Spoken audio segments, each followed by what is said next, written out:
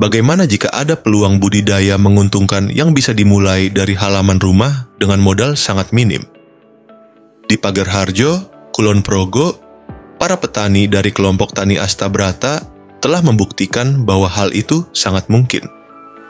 Jawaban mereka adalah kemukus, sang emas hitam bernilai tinggi yang bisa ditanam hampir tanpa biaya lahan.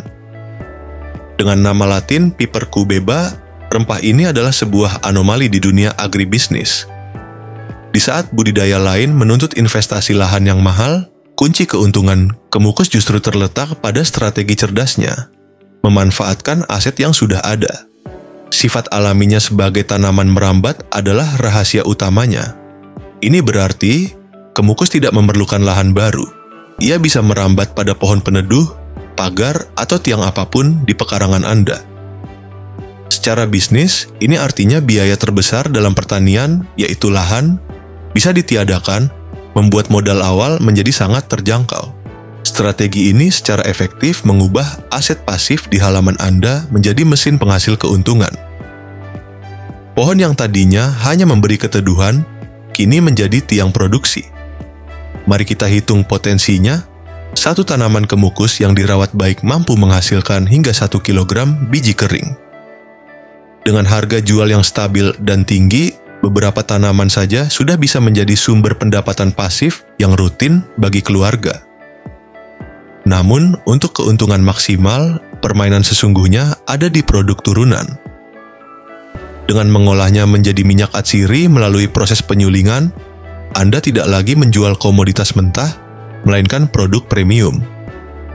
Minyak ini sangat dicari oleh industri parfum dan farmasi. Disinilah margin keuntungan melonjak drastis. Kisah sukses kelompok Tani Astabrata di Pagarharjo membuktikan bahwa model ini bukan sekadar teori.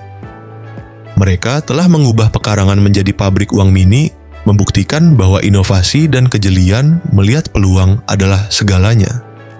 Jadi, budidaya kemukus di lahan pekarangan bukan lagi sekadar hobi bertani.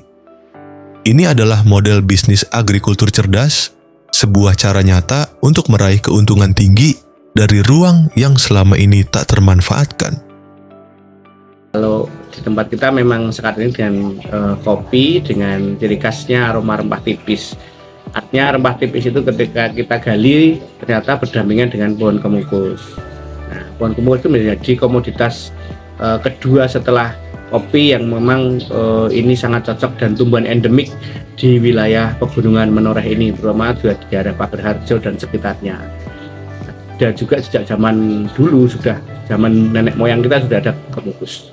Kemukus kalau selama yang kami tahu, hulu hilirnya, kalau hilirnya itu buat minyak asiri, jadi biasanya untuk pengikat perfume atau untuk kosmetik atau untuk tumbuhan rempah yang untuk penghangat badan dan sebagainya.